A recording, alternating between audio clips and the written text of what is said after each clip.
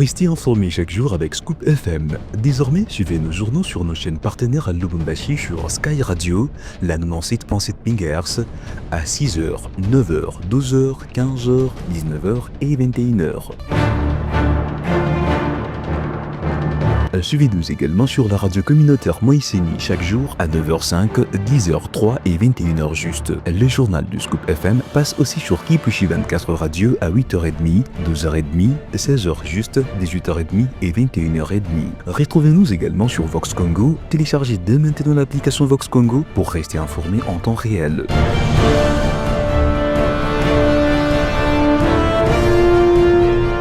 Scoop FM, suivez-nous sur notre page Facebook et sur notre chaîne YouTube pour tout savoir sur l'actualité locale, provinciale, nationale et internationale. Scoop FM, la neutralité réelle. La neutralité réelle.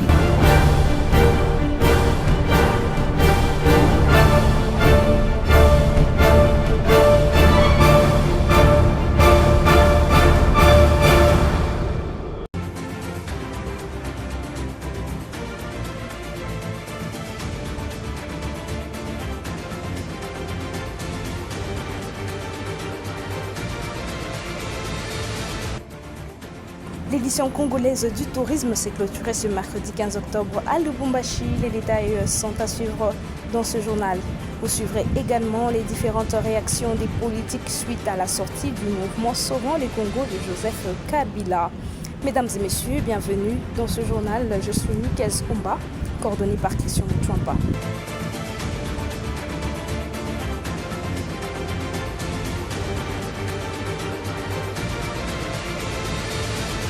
Commençons par la rentrée judiciaire à la Cour de cassation. Le PDG Mvondé plaide pour une loi spéciale contre l'enrichissement illicite en RDC. Son audience solennelle de la rentrée judiciaire pour l'exercice 2025-2026 sous le sceau de l'article 64 alinéa 1 de la loi organique numéro 13/011-B du 11 avril 2023. Relative à l'organisation et au fonctionnement et aux compétences des juridictions de l'ordre judiciaire. Suivant ces commentaires avec Zoya Binda. À l'occasion de la Cour des cassations tenue le mercredi 15 octobre dernier, le procureur général Firmin Mvondé a orienté sa mercuriale sur la problématique de la répression de l'enrichissement illicite en droit positif congolais. Dans cette même perspective, le procureur général a lancé un appel pressant aux législateurs pour que la RDC se dote enfin d'une loi spéciale érigeant l'enrichissement illicite en infraction autonome. Il estime que l'enrichissement illicite est devenu un fléau visible dans la société congolaise. Il a ainsi plaidé pour l'adoption d'une loi spécifique dotée de mécanismes efficaces de recouvrement, d'avoir mal acquis des suivis du patrimoine et de protection des lanceurs d'alerte. Selon lui, l'éradication de ces fléaux suppose une réforme du droit pénal congolais afin de permettre la sanction de toute disproportion injustifiée entre le patrimoine et les revenus d'un agent public ou d'un particulier, sans devoir prouver un acte préalable de corruption ou de détournement.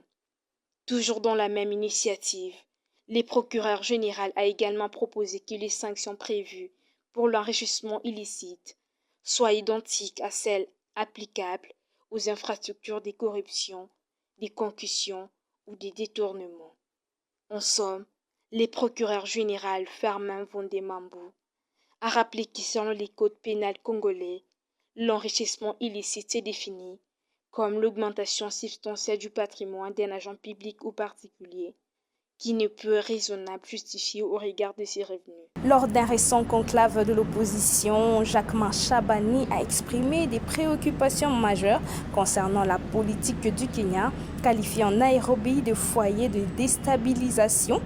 Cette déclaration soulève des questions sur l'impact des actions du gouvernement kenyan sur la stabilité régionale et la dynamique politique en Afrique de l'Est. Suivant Florence pour plus de détails. Dans une interview accordée à Top Congo FM, le vice-premier ministre a regretté que la capitale kenyane soit devenue un véritable refuge pour des initiatives visant, selon lui, à semer les désordres en République démocratique du Congo. Ces pays au niveau de la République démocratique du Congo a déjà été suffisamment identifié par rapport à sa capacité à accueillir des réunions qui projettent les chaos au Congo, a-t-il déploré. Jacquemain Chabani a précisé que la situation diplomatique entre Kinshasa et Nairobi ferait l'objet d'une réévaluation. Il a rassuré que la réponse congolaise passerait par des mécanismes diplomatiques appropriés. Cette question sera traitée de manière responsable par les voies diplomatiques classiques, a-t-il affirmé. Les 14 et 15 octobre dernier, plusieurs figures de l'opposition sous la conduite de Joseph Kabila se sont retrouvées à Nairobi pour débattre de l'avenir du Congo. De cette rencontre est né le mouvement Sauvons la République démocratique du Congo, une nouvelle plateforme politique censée proposer une solution concertée à la crise actuelle. Le groupe a également plaidé pour un dialogue national, une idée déjà soutenue par la CENCO et les CC. Le ministre de la Communication, Patrick Mouyaya, attaque la réunion de Nairobi, un mélange de fugitifs, de condamnés et de frustrés. Autodisqualification, le mouvement Sauvons la RDC désigne Kabila président, suivant ce propos. D'abord, pour nous, ce n'est pas la question principale, c'est une question accessoire, j'ai envie de dire. Tout à l'heure, lorsque j'ai discuté avec un compatriote à ces sujets, il m'a dit, mais Monsieur le ministre, ne voyez-vous pas que c'est comme un étrange mélange de fugitifs, de condamnés ou des personnes qui sont liées par un point commun qui s'appelle la frustration et qui se sont retrouvées malheureusement dans un pays qui commence à devenir, ou dans une capitale qui commence à devenir un peu une capitale de complot contre la RDC. Je n'ai pas besoin de rappeler les tristement célèbres mouvements qui se sont nés là-bas, ou les réunions qui se sont nés là-bas, donc Nairobi. Et puis lorsque vous regardez les personnes qui s'y retrouvent, vous voyez, il y a comme un climat de nostalgie, des privilèges perdus. Et aujourd'hui, lorsque vous lisez ce qui en est ressorti, vous avez maintenant la certitude que l'action du président de la République, dont on a parlé durant ces briefings, est une action qui énerve. Parce qu'aujourd'hui, nous sommes en train de relever la République démocratique du Congo. Et cette idée est sûrement insupportable pour les uns et les autres qui n'ont pas pu, pour les années où ils étaient là, de donner un tel espace à la République démocratique du Congo. Je disais tout à l'heure, on a fait 6 revues successives pour la première fois qu'on réussit un programme. Aujourd'hui, si vous regardez les portefeuilles de projets Banque mondiale à RDC, c'est plus de 8 milliards. Alors aujourd'hui, si vous regardez la taille de notre budget, bien que ce soit encore modeste par rapport à nos capacités, vous voyez les efforts qui sont consentis. Si vous regardez la gratuité, nous sommes dans un pays qui quotidiennement est en train d'avancer. Et le prétexte de la réunion, c'est un prétexte soi-disant de la paix. Mais nous connaissons les rôles des uns des autres dans l'histoire et dans les présents, dans la déstabilisation du pays. Dans le Haut-Katanga, l'Assemblée générale élective du bureau du Haut-Katanga s'est tenue dans la nuit du mardi 14 au mercredi 15 octobre 2025 au bâtiment du 30 juin à Lubumbashi.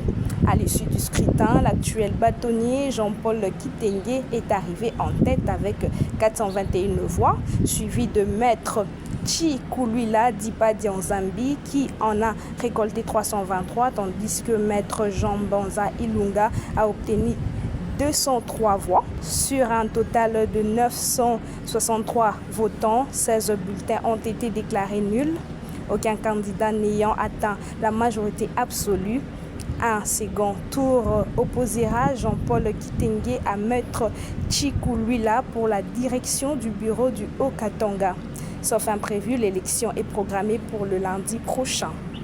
Bien avant de finir et de passer à la revue de presse, ce mercredi 15 octobre a marqué la fin de la 5e édition de la Semaine congolaise du tourisme qui a débuté depuis le 13 octobre et organisée dans le Haut-Katanga au chapiteau Pullman Caravia. Et c'est le ministre du Tourisme, j'y arrive, Didier Mukonzu, qui a officiellement marqué la fin de cette édition, suivant ses reportages. Clôture ce mercredi 15 octobre 2025 de la 5e édition de la Semaine congolaise du tourisme à Lubumbashi.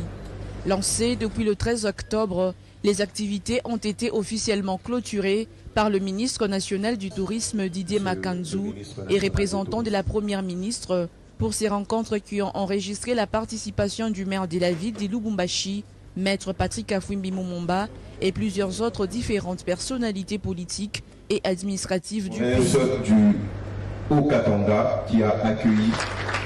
Merci Madame la Ministre. Sous le haut patronage de son Excellence M.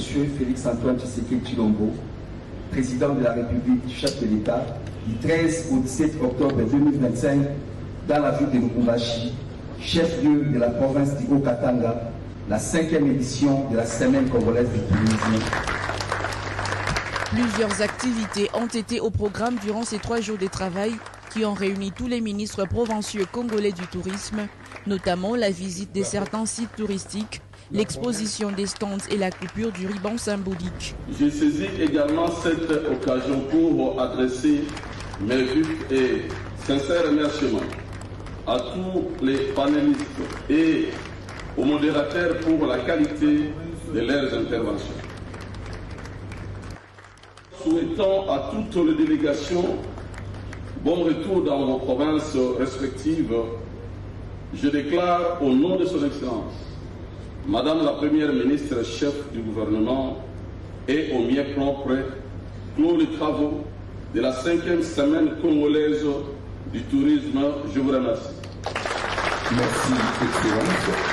Passez-nous depuis la 5e édition de la Semaine congolaise du tourisme. La 5e édition de la Semaine du tourisme, tenue sous les thèmes tourisme durable, moteur de la diversification de l'économie, se présente, d'après les organisateurs, comme une opportunité pour affirmer avec force que même si les mines constituent un pilier essentiel pour la souveraineté économique du pays, le Congo est bien plus que les mines. Mesdames et messieurs, avant de clore complètement, nous allons passer à la revue des presses avec Gloire Diboué. Bienvenue à tous dans cette nouvelle revue de presse. Bonjour à tous, nous l'ouvrons par ces titres de Radio-Okapi.net.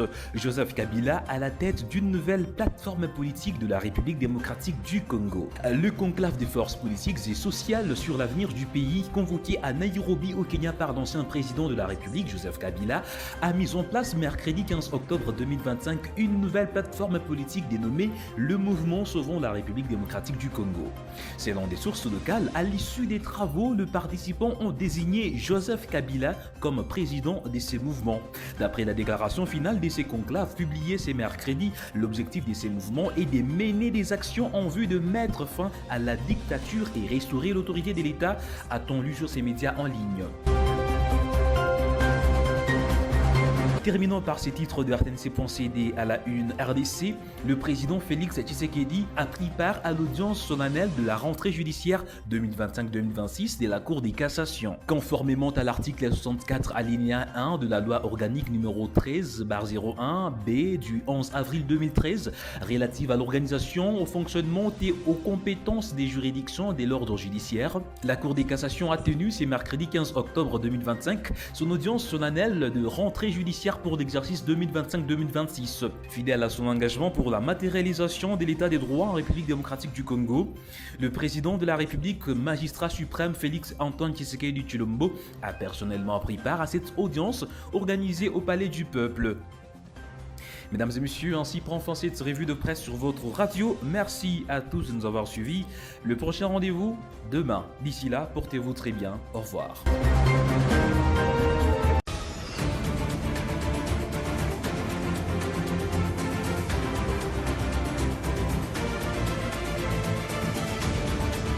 Merci à tous de nous avoir suivis. Le plaisir sera pour nous de vous servir encore demain avec de nouvelles actualités.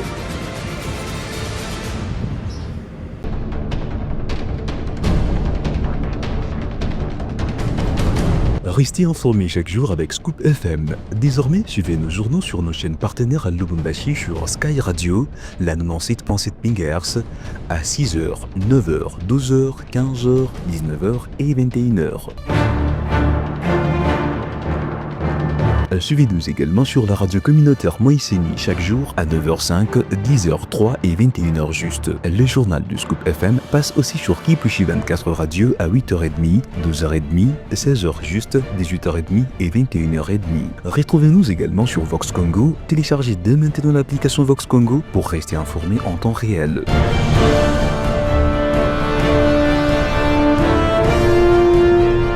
Scoop FM, suivez-nous sur notre page Facebook et sur notre chaîne YouTube pour tout savoir sur l'actualité locale, provinciale, nationale et internationale. Scoop FM, la neutralité réelle. La neutralité réelle.